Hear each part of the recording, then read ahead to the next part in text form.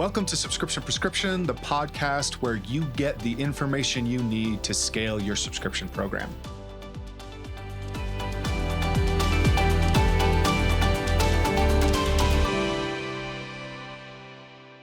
Welcome to another dose of Subscription Prescription, the podcast where we help you figure out everything related to D2C subscriptions. I'm really excited to be joined by today's guests. I'd like to introduce you to the founders of Yo Pretty Boy, Ben Feys and Kevin Niehoff. Guys, thanks for coming on the show. What's up, man? Thanks for having us. This is going to be fun.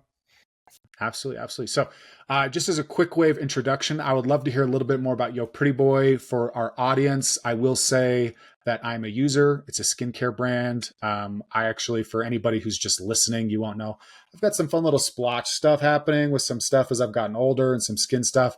And actually, you guys have done an amazing job of like killing that off my skin. Like, I just love how it's like looking better. I won't get too grody here, but some of the dry stuff that's always kind of flaking is actually like drastically decreased.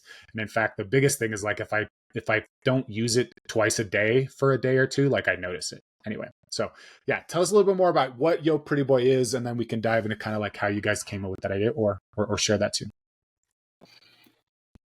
Yeah, I'll jump in. So we started Pretty Boy just about 4 years ago. Launched. It's coming up on 3 years, which is just crazy to even talk about. But yeah, I mean, just a little background on us. Like Ben and I are best friends from college. Grew up in Ohio. Went to Ohio State together. Always wanted to start a business.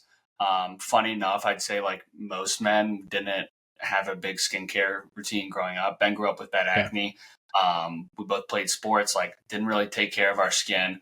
I actually played football at Ohio State and got diagnosed with a form of eczema. Prior to that, though, like I was starting to get severe red breakouts all over my face. Thought it was like a staph infection. Keeping the pads dirty, wasn't really being that sanitary in the locker room. Kind of really hit my confidence. You're trying to meet people in college. It looks like you got a disease on your face. You go to your mom and sister. How do I fix this? I don't know anything about skincare. They give you 10 products. You're like, I'm not bringing that into the locker room. I'm not probably going to stick to a 10 product routine. Like most people, there's actually a huge trend. A lot of women aren't even sticking to that long of a routine anymore. But got so bad eventually, went to the dermatologist, got diagnosed with form of eczema. Kind of fast forward 10 years from that, Ben and I both been going to the derm for our skin struggles, and COVID hit, and we kind of maybe thought, hey, maybe there's something here. We both have struggled with our skin, still struggling with our skin. We hate the products we're using. There's a million brands for women, high quality brands. We would bring kind of more masculine brands, things that brands that we felt fit our personality to our derms, and they'd be like, I'm never let you put this on my face. The ingredient qualities weren't there. Use it. And we're like, maybe there's something here.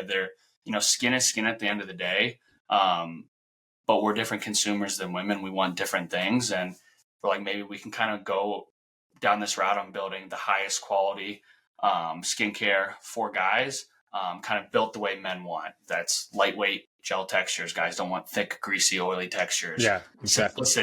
Simplicity. Guys don't want a million products in your routine.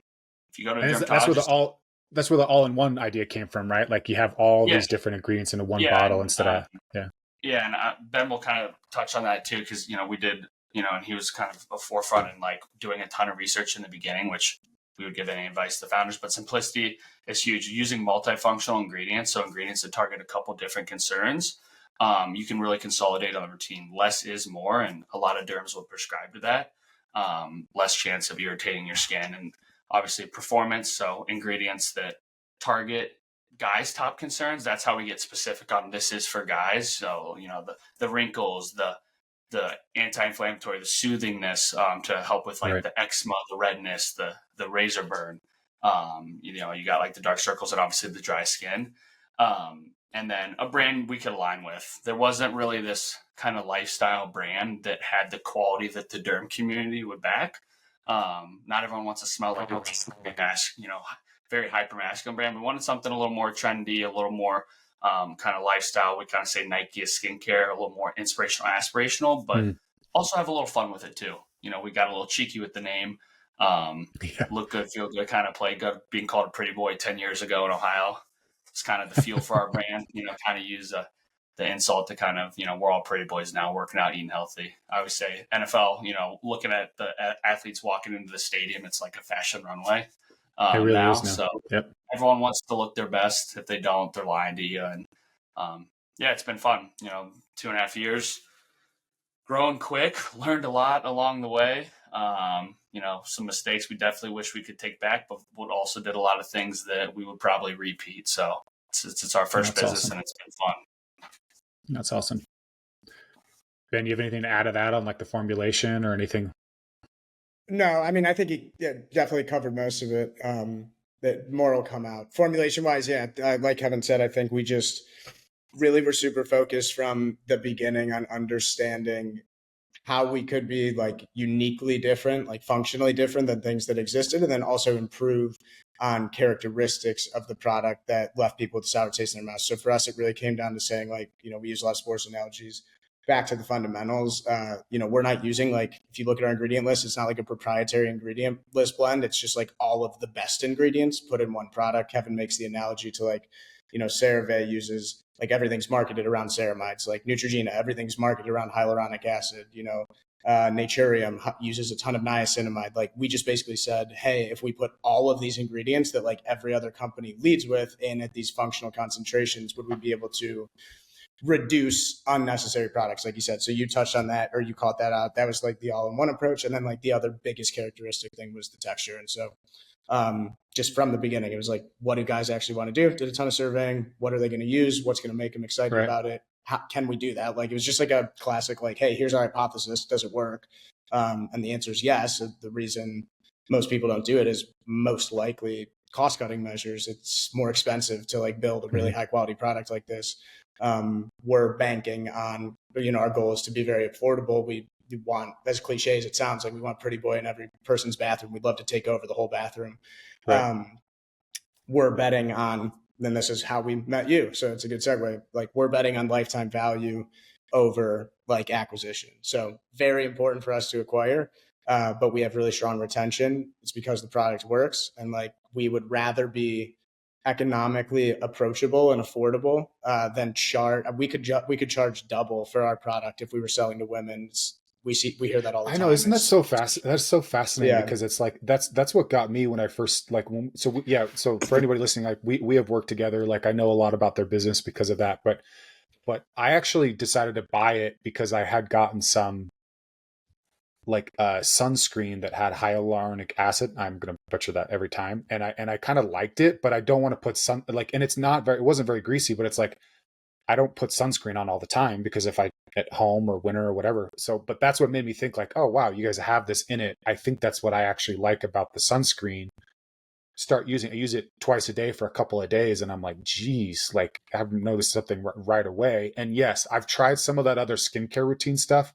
And I'm sure any guy listening can agree with this. Like the idea that I have to like wash my face, put a cleanser on, let it sit, add another thing, like add another, like all that stuff. Like it just felt like that's what my wife does at night. And she complains every night about her routine, about how much she hates getting ready for bed. And I'm like ready in 5 minutes. Like I want to still be getting ready in 5 minutes. And then that's just it.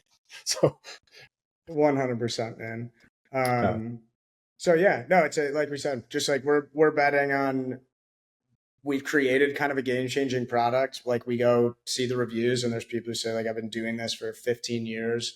Nothing really worked until this.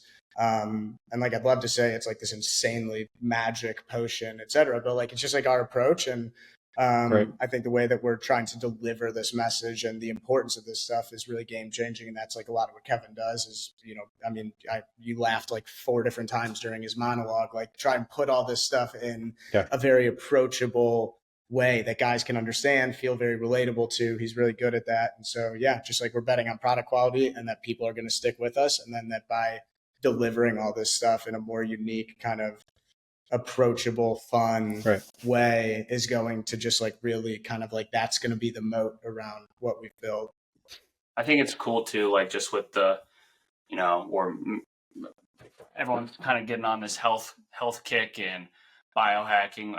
There definitely is some luck to, us, we feel like we're doing it the right way, but they tried to do men's skincare 10 years ago. It didn't work. We're also kind of in a right time where taking care of yourself is such a high priority now. And obviously ingredients matter in your food. And it's the same thing with skincare. Ingredients matter in the product and at what levels they're in the product. And I think people are starting to get a little more in tune to that. You don't have to spend $100 on skincare. That's way too much, but there's a reason that ours costs the way it does. There's a value to it. And if you use high quality ingredients at the right levels, it's going to be a little bit more expensive than the $10 product at the drugstore. Right. Yeah. I think like that's something that we talk a lot about on the show. Like, I think is like, one, I think it's important to recognize that you guys did your homework and that you tried to like figure out like how you could solve the problem better for the target audience, which I know is like really easy to oversimplify or state, but I don't think it's done enough. And then the product itself, like, so I'll say for anybody listening at home, like I've seen their retention numbers and it's some of the best that I've seen. And the only reason products retain at that high of a level is because it works and people like the product. Like there's no way, like you can always hack a few percentage points out of gifts or offers or specials or things like that. But you can't hack like strong retention over 6, 9, 12 months unless the product is actually working. And I'd say too, like for me, I found like using it, like there are days when I'll use more than 3 pumps because like my skin feels extra dry or like, I'm concerned about an area on my neck or something like that. So it's like, for me, like I'm probably going to go through it a little bit faster too and need to get it a little bit sooner. So I'm curious. So like with retention, the product, like I'm curious to hear some of the ways you guys have hacked like some of the growth stuff. Like we can talk about some of the experiments we ran recently, but I'm curious, like over the years of like what you've done to start, like what's been the biggest, so you make this great product. How have you been trying to figure out to get it into the hands of people to start using it? Because again, you can't retain somebody who's not starting to use the product. Yeah, no, I think that's been like one of the things we're 2.5, just over 2.5 years in. When I talk about a lot of the learnings, like one of the biggest things for us is, we're obviously we're heavy meta. And I think with like a new brand, something we're still working on is really isolating who our true customer is and how to talk to them. I think, we've dove hard into this kind of redness eczema kind of problem solution. And a lot of our acquisition does come from meta sales. So it's trying to be as efficient as possible in there. I think the biggest the biggest thing we've done is like figuring out the AOV plays a significant role. Right. We have a higher moisturizer, but still being able to sell a lower value product, you have to be extremely efficient on Meta. So I think this kind of new buy box, figuring out how to bundle, coming out with another product has been like a huge game changer for us, which you were obviously instrumental in. But in terms of like acquisition right now, like our big thing is, prioritizing optimizing Meta. That's huge for a lot of people in e-com. And now we're trying to kind of find unique ways to get the product in hands of customers outside of having to rely on Meta. So trying to kind of lean into like some more like guerrilla marketing.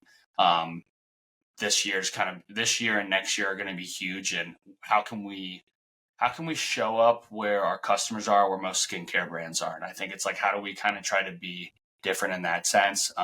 We target a lot of active guys. We just did a fun thing at Waste Management, doing kind of, a lot of guerrilla marketing there and getting in front of people. So, have you guys looked at like TikTok Shop or anything? Because I feel like I don't see much skincare stuff on TikTok, but I see tons of stuff about like well-being and lifestyle and things. Yeah. Skincare is actually really big on TikTok Shop, especially for women. Okay. We've tried it a little bit. It's been something that we haven't been able, I'd say, to crack. Our thing is we need to, like, we had to get this past year, get really efficient on aren't as efficient as we needed to be. And, as a small business, you got to focus on a few things at once. So we're trying to, Amazon and Meta are huge for us. Okay. Trying to be the best at that before we really maybe dive into TikTok. We also weren't sure what was going to happen with TikTok too. So we kind of pulled back a little bit. Sure. We're all kind of holding our breath. Yeah. I think like one thing to add to all that, and like this is where I would love your feedback. Obviously, you've been in the space a while. Is like, so getting to like the first million in sales is really like not that hard. Like you just throw up, not to like diminish it, but like you throw up some ads on Facebook, you get something that kind of hits. If you have a decent product, you give people return. And I think it's probably like someone who's gotten there thinks it's a lot easier than someone who hasn't gotten there. And so I'm like totally conscious of that. Where I'm going with that is like, one of the biggest struggles that we have had, one of the biggest internal conversations, like your question was like, how are you actually getting this product that retains so well into people's hands? And Kevin alluded to, like, we've talked a lot about redness. Eczema is like our story. Like the whole thing is like, because Kevin had eczema and there weren't guys' products that he was proud to use, like he needed to use something else. And that's why we built it. One thing that we've struggled with and like have yet to kind of have the cojones to actually just fully like rip the Band-Aid off and do entirely is the full niching down. And so like when you talk, like he's talking about efficiency, you talk about how you're getting this product in people's hands, like overwhelmingly the results that we hear, the reviews that we hear from people who are like, this like changed my life, like that type of lifetime customer is tied to something involving redness, is tied to something involving seborrheic dermatitis, eczema, rosacea, like something where because this product was built specifically for that, they have this experience and like, oh my God, this changed my life. Mm-hmm. Where we're at now, and he, you know, Kevin said everything super well, is like, yeah, because we're a small self-funded business, because cash flow has been a bear, because of a lot of operational challenges, like we have to be hyper efficient on whatever acquisition channel we use, which for us right now is Meta. Right. The one thing that we have not yet done that's just like nerve wracking is like lean just aggressively hard into the one thing that we actually know we're the best at. And part of that is because, and Kevin says this very well, is like we wanted to create a brand for us as consumers that solved a problem, but also like solved a problem in like our desire as consumers. And that's that lifestyle type of brand within this space that like doesn't currently exist, like something that really reflects our personalities. And so like we know this product could be just as good for people who don't have eczema as it is for people who do have eczema, but that's an entirely different consumer to sell to. So there's the aware of their problem consumer, and then there's the person who like doesn't really even know what that problem is. Like there's someone who might see girls that do skincare like your wife. Yeah. So all that's to ask you, like, you've been around a long time and doing this and seen a bunch of different brands. You know our business. You know we lean so heavily into those topics. Like, you know, I'd be curious how you'd approach that, because we know the total addressable market for what we do is massive. We know that the lifestyle element of our market is massive. But then like we do know there's this like really specific niche that falls directly into why we built the product. And so it's like, how do we continue to improve and validate on what we know, while also, as Kevin always says, go out and find that extra consumer, go out and find that extra target like customer that we can go for in demographic, because like I think that's playing a lot of friction for the acquisition piece. I think I feel like you know the answer to the question already, but it is like there, and it's a little bit different for every brand about what size you grow out of it, but niching down is the way to go, because it allows you to be more efficient, allows you to focus on the right kind of creative, the right kind of copy, the right kind of offer, the right kind of onboarding sequence, the right kind of offers inside the retention side. But what ends up happening is you're building that, you start to build a brand, you start to build authority, you start to build reviews. Like Amazon is a really great example. Like Amazon, to be successful, you have to be able to target specific keywords on search and paid. Right. So you have to be able to take your pick. And if you just go after skincare, because like the process for Amazon is you start to evaluate what keywords you're performing well on, right? And then you continually filter and go through those. So that's like the right approach there. TikTok is a totally different beast. Like, you know, other types of social, like Google search is going to be keyword based. But I think what's interesting is like, so for me, like I fall into the redness category. And I've actually had skin treatment happen. So I'm very much problem aware, as we say in marketing, right? Like I know that there's stuff I need to be doing. My wife's bugging me about it. I'm getting older. So I'm like more keen to that. So I think though, as you focus on what's happening, you start to get some groundwork, you start to get some foundation in place, and then you'll build up some breathing room where you can start also testing other copy or content. And that's when you can start to spend more time with like the problem aware, right? Because if somebody's got red or splotchy skin, like, or eczema, like they're problem aware. I don't like this. I want to look better. I want to look pretty. You know, I want to be a pretty boy. Other people, though, it is a different sales process. But I do think there's also the benefit of like some spillover, right? Like people listen to the show or people talking about skincare. Like if I'm talking to another guy and we end up talking about skincare, which again doesn't happen nearly as much compared to like women, I become a talking point. But then, Yeah. it's just about having the right resources to start testing new funnels because for that larger market of guys, it's going to be less about like problem solution and more about like branding, lifestyle, like, and that's where TikTok would be interesting. It's like if you can get guys that talk about being healthy and they go to the gym and this is how many calories I eat a day and I take care of my skin, like that's a totally different sales funnel as opposed to somebody with a skin problem. In terms of niching down, because I agree with Ben too, and this is kind of like our internal, and I just love your take on this, is like where I get nervous. Because like a product for everyone is a product for no one. Like we got to niche down. Yep. But I always struggle with is like how far to niche down. Obviously eczema, I have, redness has the term redness for over eczema has worked really well.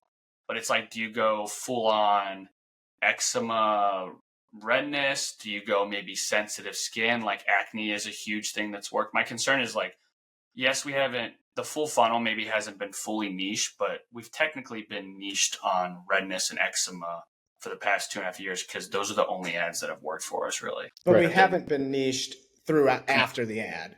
Like we've been niched on ad success. That's what I said, but it hasn't been like is niching fully down, because like I'm kind of in the camp of like a lot of people when they buy the ads, they're like once they've seen the ad enough, then they go in and buy. Like they're not hanging out that long on the website, and is the lift on just like changing the website and stuff to full on redness 2 going to be like the massive lift on our Facebook account, or like that's where I just get is like the one we niche on. I know we've had success with it, but is that I would argue that the biggest opportunity is on scaling your creative and keep testing and iterating through the content and copy related to your creative, and then focusing on the offer, because some of the as an example, like you could spend time testing whether a landing page dedicated to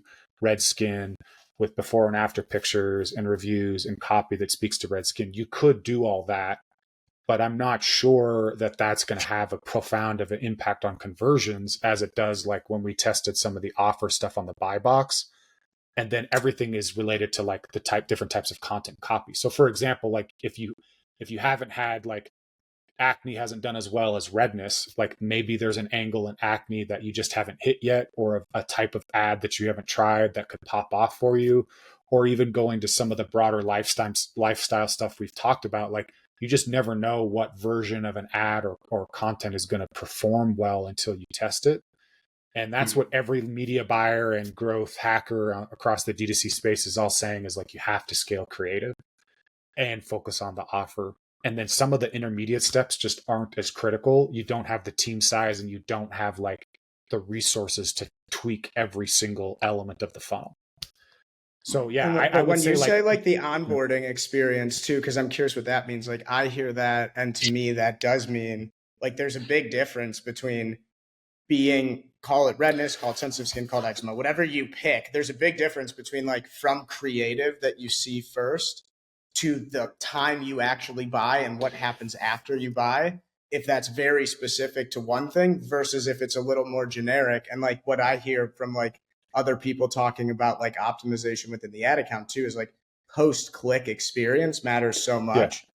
Yeah. And so like, again, that's where I'm curious how you look at that. Like the first thing you said when you said niche down was also that like it's the entire onboarding experience, and where we've had a lack of congruency is like, to Kevin's point, everything in the ads that have worked is around this one topic, but then after that, that topic's largely non-existent. So, it's kind of like, how does that? But that happens a lot too, though. We've ran into a redness landing page for a long time in our ads as well. So that's where I'm not saying the one's right though. This is one of the things this is the discussion. Yeah, the best way to test so we can get actual data. The thing that's tricky about all of this, obviously, is like the ad that gets somebody to click and visit the page isn't always the same ad that gets them to buy, and often the messaging that's at the top of funnel or like the initial interaction is very different than what's at the bottom of funnel. So like you could build out a full redness funnel, but there have been plenty of times where we've built out full specific niche keyword stuff and they don't convert because at some point what actually they need to get over the hump is that I want to be a pretty boy or that I want to have a carefree skincare, because you don't realize that I'm already evaluating a bunch of other skincare solutions. So the redness got me in the funnel, but what's going to get me to buy is the fact that it is an all-in-one solution and it's easy and it's affordable, as opposed to a bunch of the other crap that I've been evaluating. So that's where things can get kind of tricky. And then I will come back and double down and say, like with like retargeting and some of that other stuff, that is part of the scaling creative piece of like, it might not be the redness as a retargeting ad that gets them back to buy as it is as much as like the all-in-one or something about how like have an easier skincare than your girlfriend or something like that, right?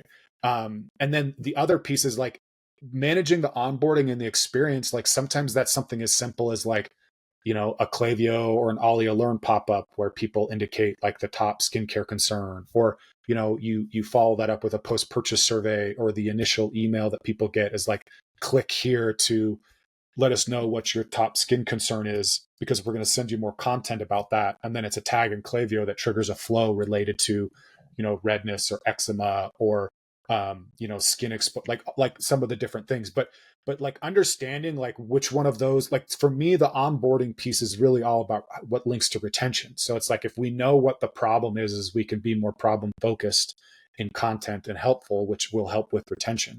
But you can't build one out for everything. You have to know what's the top converter and what's the top LTV reason. Like, so like you guys already talk to your customers a lot, you survey your customers a lot. So if you already know like some of your best subscribers are redness and eczema, like how do we figure out how to go after more people like that? Because we know we already do well with them, and then we can enhance some of our onboarding flows so that if somebody indicates they have, so it's like you have a default flow, and then if somebody indicates they have redness, there's one or two emails that it swaps out, or with a dynamic content block. Eczema, it does the same thing. But that way you're not reinventing the wheel. But again, It comes back to like more and more ways of getting different content. So you could always do more ads related to redness that are funny or serious or educational. Eczema, similarly, like you can always scale that up more. I can guarantee there's not a brand on the planet that can't scale up their creative more. And you guys already have a great offer. And then that ad buying is still including like how we're getting people back to the page. What's the message that's going to get somebody to like actually make that purchase, kind of thing. No, there's a lot of really interesting stuff in there. Again, that's kind of like a side tangent that's very helpful. I think specifically actually talking about, because we have right now a flow that we want to test that is specific to a skin quiz. So it's like, what's the top concern? Right. Acne, aging, redness, all that stuff. And then it has a specific flow for each. I think what you said that's really interesting is actually until you start validating which one needs its own specific. So right now, redness deserves a specific flow, or eczema does. But like an acne probably does. But other than that, like the other characteristics probably don't really need a specific flow. So instead of having, like you said, reinvent the wheel for every single potential thing, go after the areas that are validated and do specific stuff for them. I think that's really interesting. And you could put a lot of those, like, so like if you build out a specific acne flow, a specific redness, a specific eczema, you could take snippets of each of those emails and put them all in one, and the generic flow has that as an email, right? Like here's some of the top skin reasons type thing. The other thing is like when we're uncovering like retention, it's like you start to figure out like, oh, people cancel because they didn't start using it right away, or they were confused by how much was coming out of the bottle, right? Like you go back and you make that part of the onboarding thing. But yeah, like the scaling creative piece, trying to get more people awareness. And then also like we've talked about this before, is like how we leverage post-purchase surveys is everybody asks attribution, like where did you come from? Not everybody, but a lot of people ask like, what's your top reason for buying the product, in the sense of like skincare reason. But also there's an element of like, what was the thing that tipped you over the edge? Like, you know, how long were you considering it? That's a good one. And then also like, was it the price? Was it the gift? Was it your wife finally nagged you so much you had to go do it? Like what made you buy it finally, kind of thing, is a good question. Sometimes you don't get anything out of it, but every once in a while with some of the brands I've worked with or that I know, that friends that have worked at, like they just uncover some gem that just like changes how they market the business. Yeah. Yeah. No, it's interesting, man. I think like why this is such a hard conversation for us too is because straight up at our price point, it's I mean, we're obviously insanely biased. So anyone takes it with a grain of salt. Go ask someone who knows their shit about skincare. I think they're going to tell you the same thing. Our product is so much better than basically anything that is in the comparable range, like whether Right. you either go by price or demographic. So like the only time you start really getting like interesting and like it's, you know, it's going to come down to personal preference is when you start getting into like 70, 80, $100 plus type products that were Right. built kind of like from a dermatologist, either personal portfolio or like really, really science heavy proprietary ingredient blends, yada, yada, yada. So what's tough for us is when, and this is like where I share Kevin's, like what he said about the niche and like how to make it niche down enough, but expansive enough is like straight up, we do have like a product for everyone is a product for no one, but like our product is the best product for anyone who wants to use skincare, who's not willing to drop like $400. And even then it's Right. an actual debatable argument over like quality. And we've done some clinical surveying on this.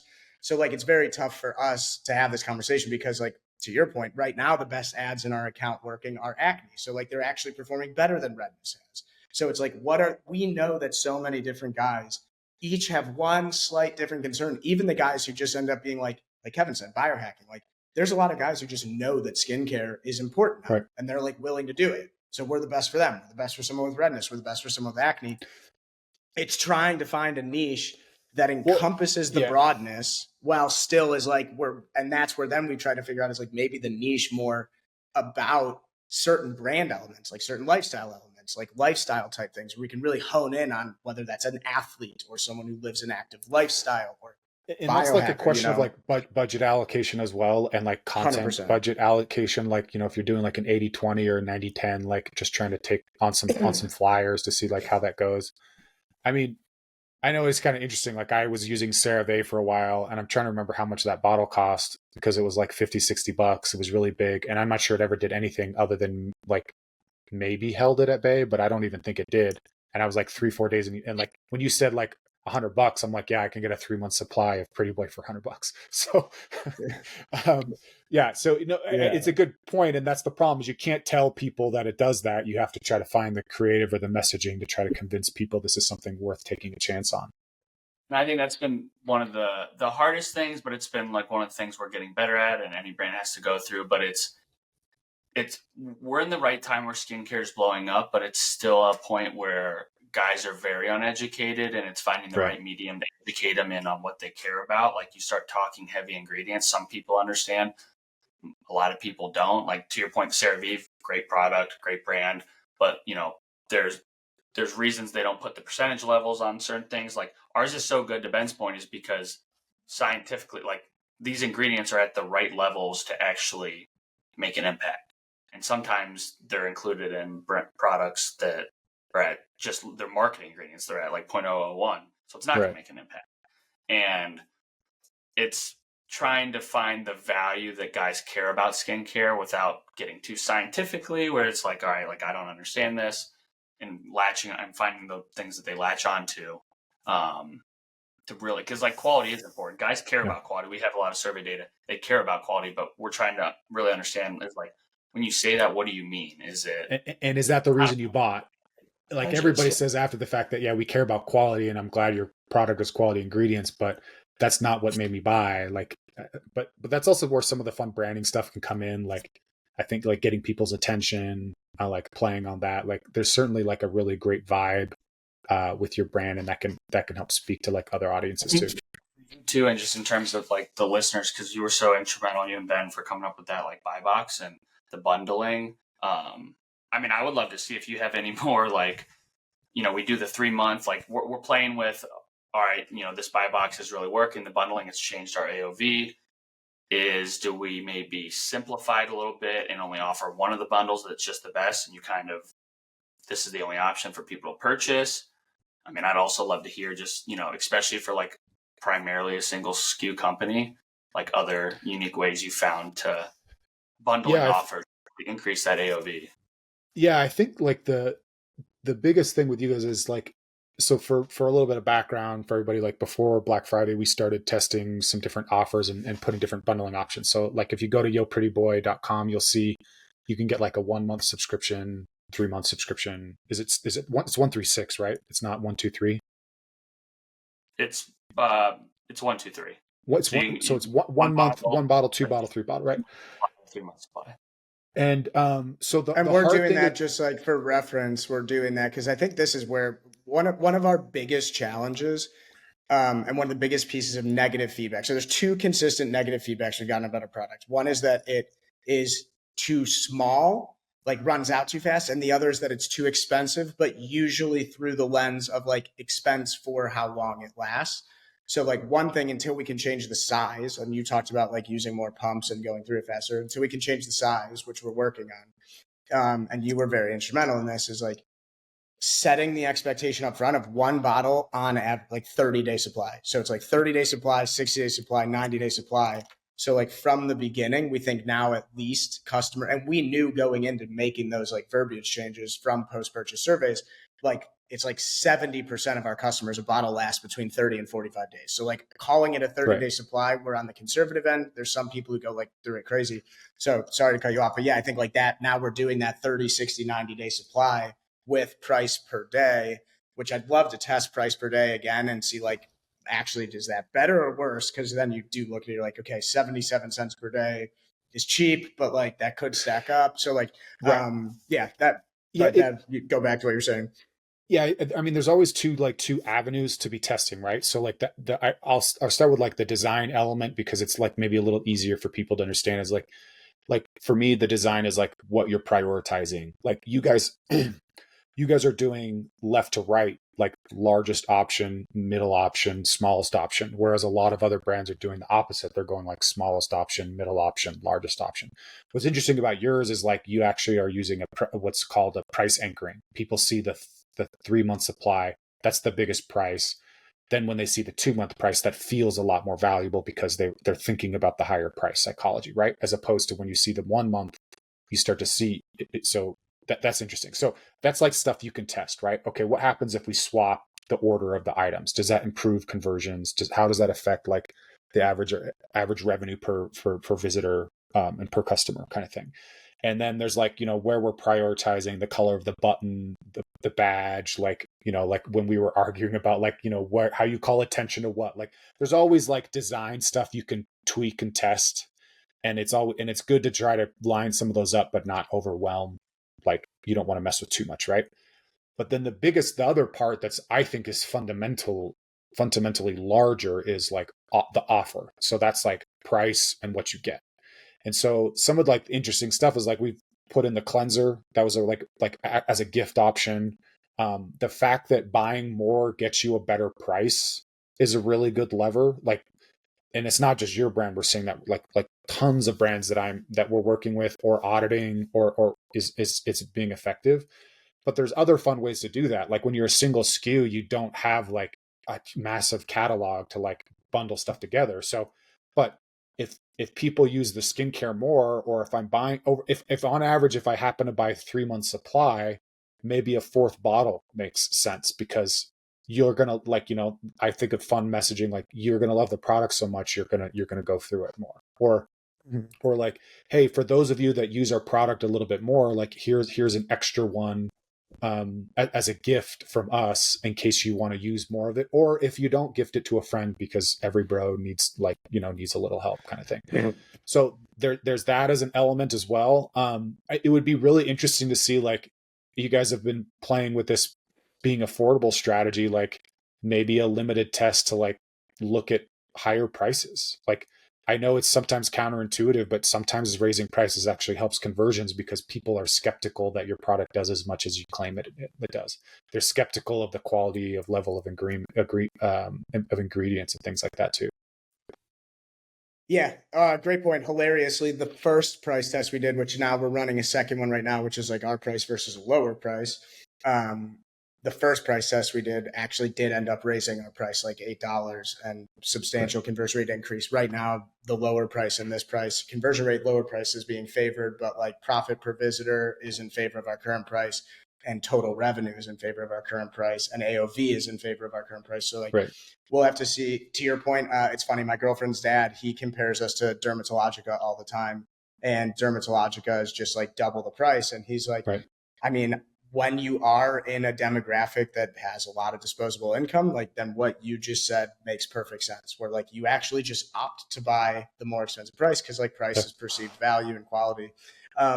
So going back to the like all the buy box stuff and you know what you said, yeah, like interestingly enough, you don't even know this yet. We're kind of going through one other hypothesis we have going back to like, and this is mainly Kevin's hypothesis of like what going back to like where we've struggled to find new audiences, new customers is like if you go to our site right now, and for anyone listening to this, like hopefully by the time you do listen to this, you're going to see the new website. So we're actually in the middle of doing basically like a vibe test. We think that there is an element of our website that no longer directly reflects who we are. And if you go back to the story that Kevin said about starting the brand, like so much of this is like, we are so fortunate to have this like insanely rock solid product. And where we want to compound on every product is like making like a really friggin' sick brand, like a brand that people are super proud of. I always say this, like Kevin has just like this inherently cool factor. You can probably tell when you watch both of us speak, like which one of us is like the chick magnet and cool. And I like to embarrass him like that. And we, but all that, yeah, we both, yeah, neither of us are chick magnets anymore. So we're going through this like theme test and this vibe test. Right. To your point, there's a lot of stuff that like really dives into like actually optimizing the buy box and like left to right to left, where you anchor, all that different stuff. So we're very excited to do that. Unfortunately, right now, like the priority is like, hey, does this new website literally reflect like what we're going for better? My question to you is like, the big reason for that is it's, you know, Ben's point, the messaging full funnel, like everything kind of lifts, you know, rising tides lift all boats. Like we have a luxe product. And if you're going to come to our website, which we've gotten from some people, because we went down the Replo route of like, let's just test sections real quick, but not everything matches perfectly of it's, hey, you know, I finally just gave you guys a shot. You kind of came off as more of an Instagram brand type thing, aka like kind of low quality. Like if you're going to be buying, we're going to be marketing this is the highest quality product.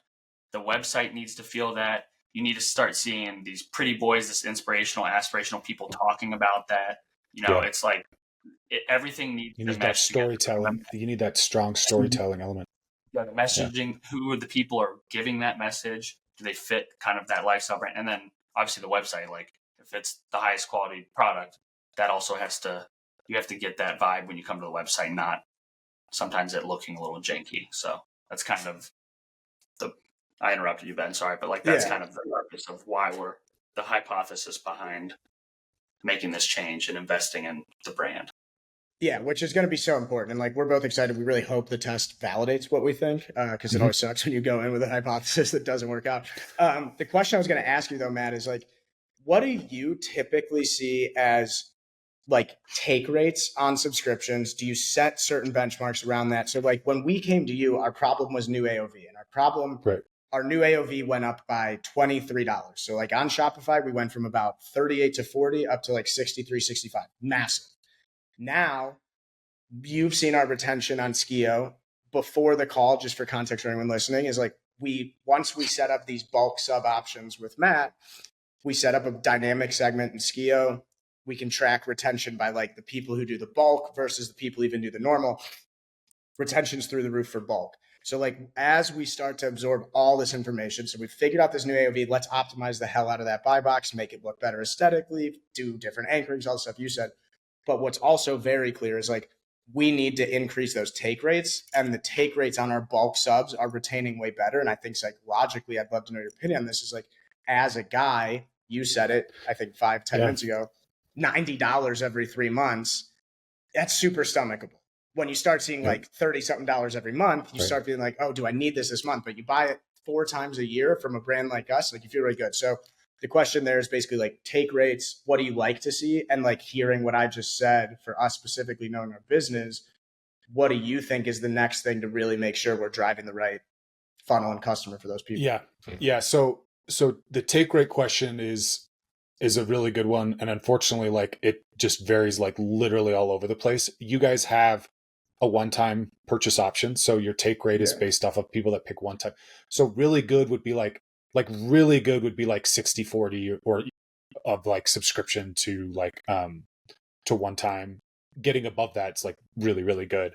50-50 is probably pretty doable. And then depending on the business, like the cost to acquire your customer in your ad account, like even like 30-70 could be okay if you're driving enough sales through that. And then the breakdown of like the one time versus the 1 month, 2 month, 3 month option is where like um that's what is going to have like a profound effect of like just even subtle changes of getting like 5% more of the subscribers opt into the 2 month or the 3 month could be really, really impactful to AOV and stuff.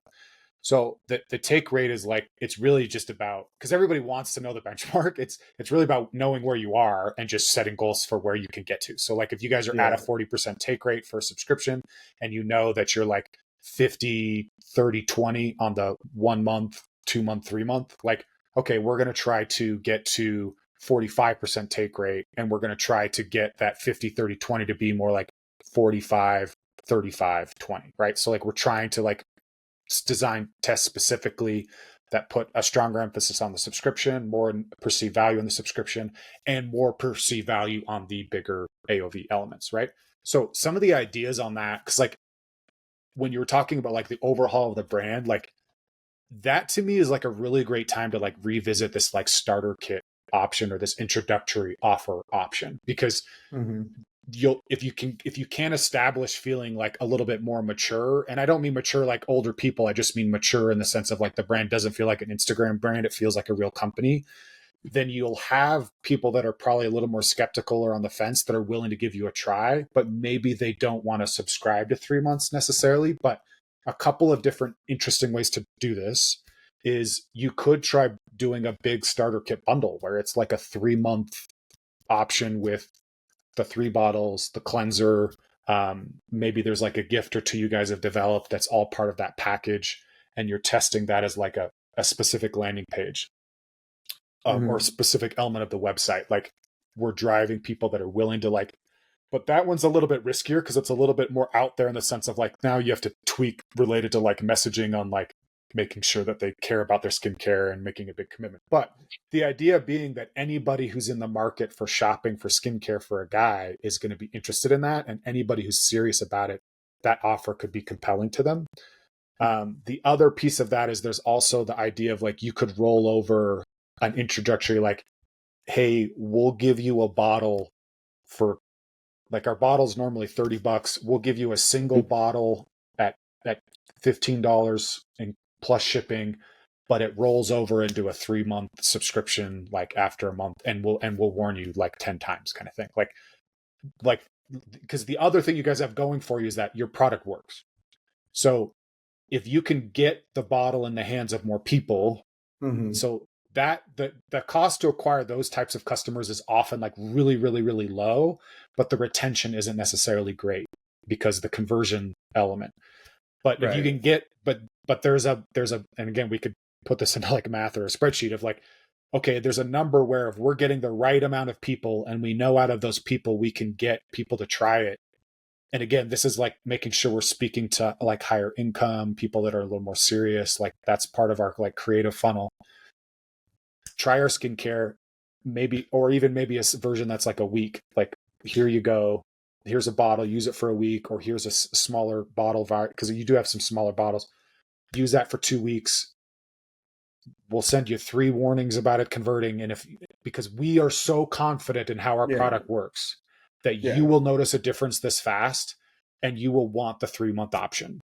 But again, those versions are a little bit riskier as opposed to say like just trying to keep tweaking with the current buy box format, or maybe trying to pile a little more value on like the 3 month option to get people into that. But that's how you could potentially expand like a single SKU, is like the starter kit or introductory offer element.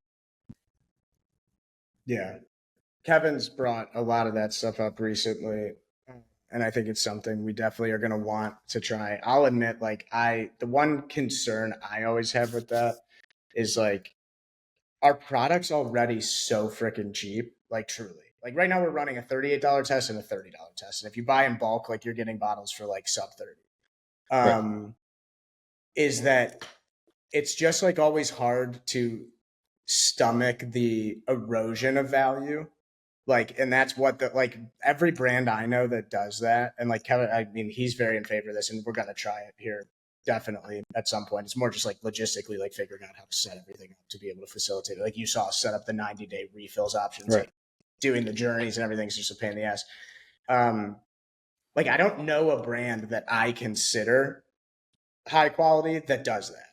Like the only ones that I know who do it, I have a negative perception of, not because they do that, for other reasons. Even in our space, like, you know, Lumen does that. And like, I have a really bad opinion of Lumen based on things we know about them, people who've used the products using them. So that is like the hardest thing. I would point though, like, so like Dollar Shave Club, while they're not necessarily like the most high quality brand in the space, like it, I mean, I've been a subscriber for a long time. They do starter kit introductory offers, and all the meal companies do them as well. Like their whole thing is like, we're trying to get you to let us be part of your life for a while, and you'll see how much better it is, and then we're going to raise prices on you, kind of thing. I will say this: the introductory offer conversion thing is, in my opinion, is hit or miss. Like, I know brands that have crushed with it, and I know brands that have felt like it was the biggest mistake they made that quarter or that year, because they felt like they wasted a ton of resources. I think a starter kit feel, though, you've already kind of done that, is a little bit more on par with like, hey, here's a ton of value and great price, and maybe you have to, like, the price of that can doesn't have to be like drastically reduced. Like the product works, and maybe there's some other creative ways to like add some extra value to that or make that feel really compelling. Yeah. I think, because I'm with Ben, as like we're not trying to be this like heavy discount brand. We do have a high quality product, and we want to stay in that realm. Obviously, a lot of this one is just where I'm pushing is just like, hey, let's just test and see what happens. We're a new brand. We got to kind of see what happens. And I think we're trying to find this balance of, because skincare is becoming more popular. You know, obviously we got to lean into like those people that understand, and maybe that's the target demographic that's also willing to spend maybe a more premium price. But, you know, what's that balance between, you know, that right price point to get the most bang for our buck to get everyone in. We're also not degrading the brand.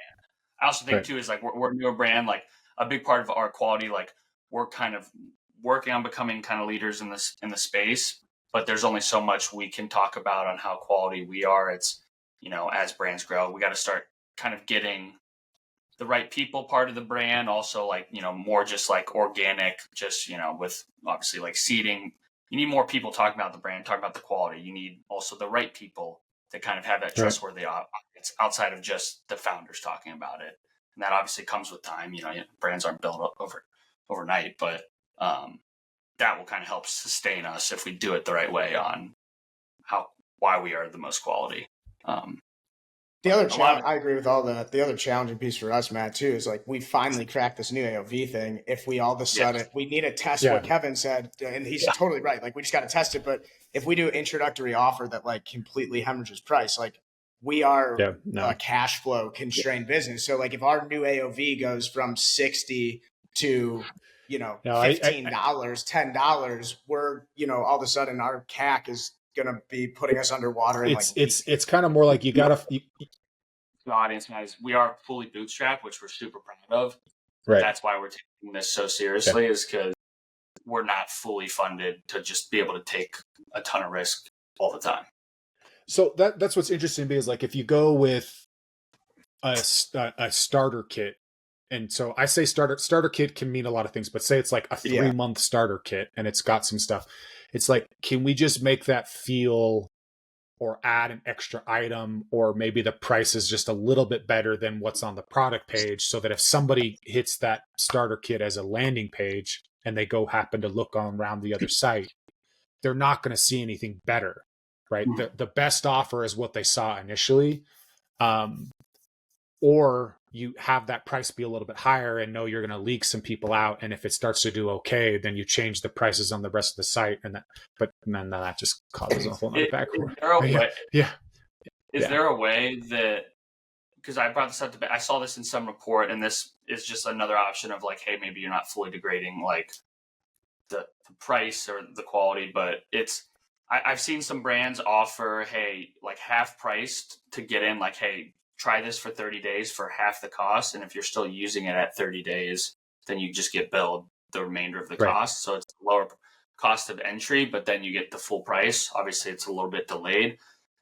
We're not really sure how you'd set that up. I don't know if you've seen that. I saw this in like a report as like being something that has worked. But I found it interesting. I mean, like setting that up with SKU is like pretty easy because you can just like build a workflow that resets the price like to the accurate price as opposed like you can have this rebilling price just reset to what you want it to be. But the problem with that is that mentality though does invite people that are like more price sensitive or they needed the discount to get them in. I would say like leaning more into like, okay, could we do like a 6-month skincare for the cost of a 4-month subscription kind of thing? Like, I think like if that option is working for you guys, like it would be interesting instead of doing 1, 2, 3 month, maybe you do 1, 3, 6 month as a test on a landing page. Because if you can get similar conversion rates or even maybe just a little bit worse on the 1, 3, 6, that AOV is going to be a lot higher average than the 1, 2, 3 is, for example. So it's like maybe like just looking at what is working and can we just iterate a little bit from there without trying to reinvent the wheel too much. I do like the idea of some kind of like bundled, like larger package. Maybe the starter kit is a 6-month skincare routine and that's what you retarget people with instead of necessarily like as being like cold traffic or new traffic as a method in that way too. Yeah. Well, that's really interesting. Okay. Dude, okay. First of all, that conversation was amazing. I really appreciate you guys for coming on.